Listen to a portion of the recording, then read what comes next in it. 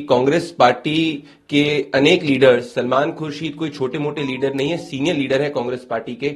उनकी इच्छा जब वो जाहिर करते हैं कि बांग्लादेश जैसी स्थिति भारत के अंदर आ जाए, तो सवाल यही उठता है कि कांग्रेस पार्टी की मंशा क्या है। और इससे मुझे राहुल गांधी का वो स्टेटमेंट याद आ जाता है, जब राहुल गांधी ये कह रहे थे कि देश के अंदर आग लग सकती है, कि इस वक्त अपनी देश विरोधी राजनीति को बंद करें और ये समय जो है वो देश में यूनिटी का समय है और नेशनल इंटरेस्ट जो है उससे ऊपर कुछ नहीं है। तो आपकी पॉलिटिक्स जो हमेशा से डिवाइड एंड रूल की पॉलिटिक्स रही है, वो पॉलिटिक्स आज सलमान खुर्शीद ने एक्सपोज कर दी है। और सवाल ये उठता है कि राहुल गांधी और प्रियंका वाड्रा इस पर चुप क्यों है। नमस्कार, स्वागत है आपका द न्यूज पर। मैं हूं आपके साथ शिप्रा सैनी। बांग्लादेश में जारी सियासी तूफान और हिंसा पर कांग्रेस नेता सलमान खुर्शीद के बयान पर कांग्रेस नेता राहुल गांधी, प्रियंका गांधी वाड्रा और सोनिया गांधी की चुप्पी के बाद अब कांग्रेस पार्टी की मंशा पर लगातार सवाल उठ रहे हैं। सवाल ये उठ रहे हैं कि क्या बांग्लादेश की तरह भारत को भी हिंसा की आग में झोंकने की तैयारी में है कांग्रेस? क्या विदेशी ताकतों के साथ मिलकर भारत के खिलाफ कोई बड़ी साजिश रची जा रही है? ये तमाम सवाल और मंशा पर सवाल जो है वो कांग्रेस की उठ रहे हैं।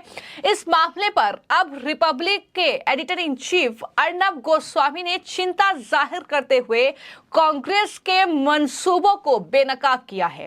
अर्नब गोस्वामी ने अपने शो में कांग्रेस नेता सलमान खुर्शीद के दरअसल वाड्रा और गांधी परिवार का करीबी बताते हुए उनके बयान का जिक्र किया और कहा कि जो बांग्लादेश में हो रहा है वो भारत में भी हो सकता है। ये सलमान खुर्शीद कह रहे हैं। याद रखें कि सलमान खुर्शीद जो है वो दरअसल गांधी परिवार और वाड्रा परिवार के बेहद करीबी हैं। इतना ही नहीं, अर्नब गोस्वामी ने कांग्रेस पार्टी की साजिश का भी यहां पर जिक्र किया। उन्होंने कहा कि सलमान खुर्शीद का जो बयान है वो ये बताता है कि किस तरीके की एक भयावह योजना बनाई जा रही है जिसके लिए आगे कार्य हो रहा है।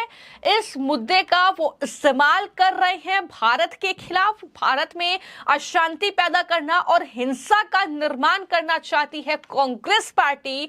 ये बड़ी बात अर्नब गोस्वामी की तरफ से कही गई है। अर्नब के शब्द जो हैं वो जाहिर तौर पर महत्वपूर्ण हैं, गौर करने लायक हैं, क्योंकि सलमान खुर्शीद से लेकर मणिशंकर अय्यर और तमाम कांग्रेस पार्टी के नेता जिस तरीके से बांग्लादेश के बहाने ही सही लेकिन भारत को टारगेट कर रखे हैं, जिस तरीके से वो कह रहे हैं कि बांग्लादेश में जो हो रहा है वो भारत में भी हो सकता है, तो जाहिर तौर पर अर्नब का ये कहना है कि इससे ये समझ में आता है कि विदेशी ताकतें जो भारत के विरोध में हैं, जब वो अंतर्दृष्टि कर रहे थे तो इन राजनीतिक दलों की 2 बार मदद की।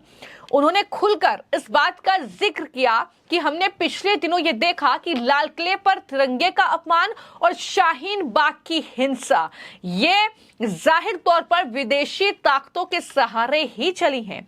वो कोई भी मुद्दे का इस्तेमाल करके, कोई भी मुद्दा, यानी जाति आरक्षण का मुद्दा हो सकता है, मुस्लिम से जुड़ा कोई मुद्दा हो सकता है, दोबारा हिंसा भड़काने की कोशिश कर रहे हैं। और कांग्रेस पार्टी जो एक ही नीति पर काम करती है वो है फूट डालो और राज करो, और यही कांग्रेस पार्टी एक बार फिर से करना चाहती है। अर्नब ने साफ तौर पर कहा है कि ये भारत को बांटना चाहते हैं, भारत को आग में झोंकना चाहते हैं, क्योंकि वो निराश हैं कि वो पावर में नहीं आ पाए हैं। तो आपको और हमें ये सोचना जरूरी है कि हम क्या चाहते हैं।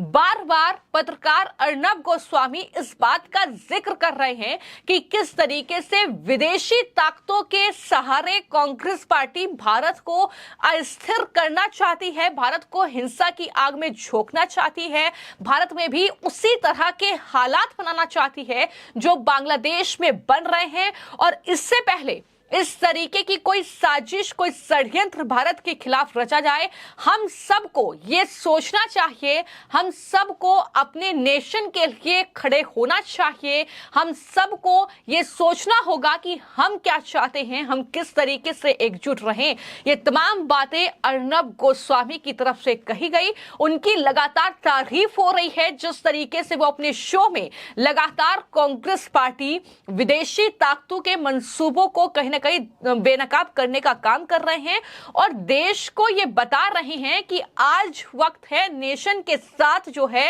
एकजुट होकर खड़े होने का। इतना ही नहीं, जो अर्नब गोस्वामी के साथ काम कर चुके हैं प्रदीप भंडारी, जो कि अब बीजेपी के प्रवक्ता हैं, उनकी तरफ से भी दरअसल बड़ा हमला जो है वो कांग्रेस पार्टी पर बोला गया है। और ये उन्होंने इस बात का जिक्र अपने बयान में किया कि याद करिए कि राहुल गांधी ने एक बार क्या कहा था। राहुल गांधी ने कहा था कि देश में आग लग सकती है।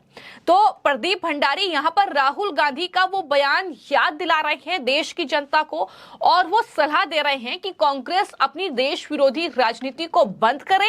ये समय एकजुटता का समय है। आपकी जो अपनी बांटो और राज करो की राजनीति रही है वो आज सलमान खुर्शीद ने एक्सपोज कर दी और सवाल ये उठता है कि राहुल गांधी और प्रियंका वाड्रा इस पर आखिर चुप क्यों हैं? क्या उनकी मौन स्वीकृति इस बात पर है जो सलमान खुर्शीद कह रहे हैं? किस तरीके से प्रदीप भंडारी ने बोलते हुए कांग्रेस पार्टी के मंसूबों पर सवाल उठाए हैं, सुनिए। जनता जो है कांग्रेस पार्टी से सवाल पूछ रही है कि कांग्रेस पार्टी के अनेक लीडर, सलमान खुर्शीद कोई छोटे मोटे लीडर नहीं है, सीनियर लीडर है कांग्रेस पार्टी के।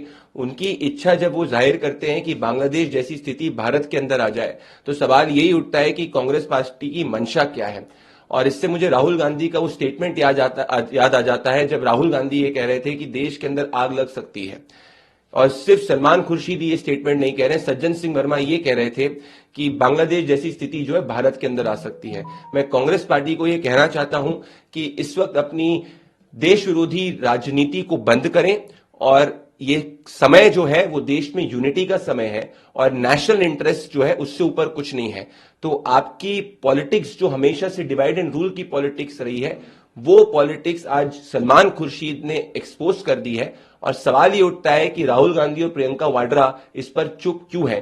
क्या उनकी मौन स्वीकृति इस बात पे है जो सलमान खुर्शीद कह रहे थे? और सलमान खुर्शीद वही नेता है जो सीए राइट्स के वक्त जब इस देश के अंदर एंटी सीए राइट्स हुए थे उसके अंदर वो जाके प्रोटेस्टर्स के साथ खड़े हुए थे। और आज देश की जनता के सामने, सुप्रीम कोर्ट के सामने, अलग अलग कोर्ट्स के सामने साफ हो चुका है कि कैसे जो सीए राइट्स थे वो एक प्री प्लान्ड कॉन्स्पिरेसी थी।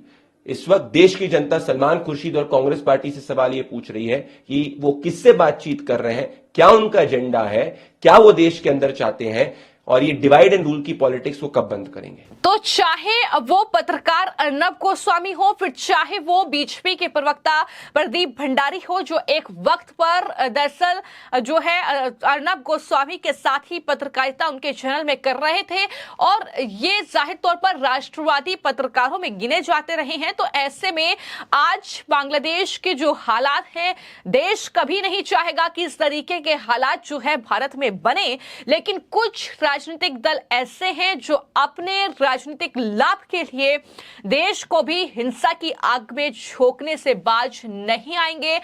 ऐसी तस्वीरें हमने कई बार देखी है, फिर चाहे वो सीए के दौरान शाहीन बाग से लेकर जागीरपुरी के दंगे हो, फिर चाहे वो अन्य जो है दंगे इस तरीके के रहे हैं जब जब कहीं ना कहीं इन राजनीतिक दलों के चलते भारत में हालात बिगड़े हैं। लेकिन भारत में कुछ इस तरह की इनकी साजिश और षड्यंत्र जो है वो दरअसल जमीनी स्तर पर उतरे, उससे पहले भारतीयों को सजग रहने की जरूरत है, भारतीयों को सचेत रहने की जरूरत है, भारतीयों को एकजुट रहने की सलाह जो है वो लगातार अर्नब गोस्वामी और तमाम जो नेशनलिस्ट लोग हैं वो दे रहे हैं कि बांग्लादेश से हमें सीखना चाहिए कि किस तरीके से हमें नेशन के लिए एकजुट होना पड़ेगा और इन विदेशी ताकतों और साथ ही ये तथाकथित जो राजनीतिक दल हैं जो बात करते हैं कि अल्पसंख्यकों के साथ भारत में अन्याय हो रहा है, जो बात करते हैं कि आरक्षण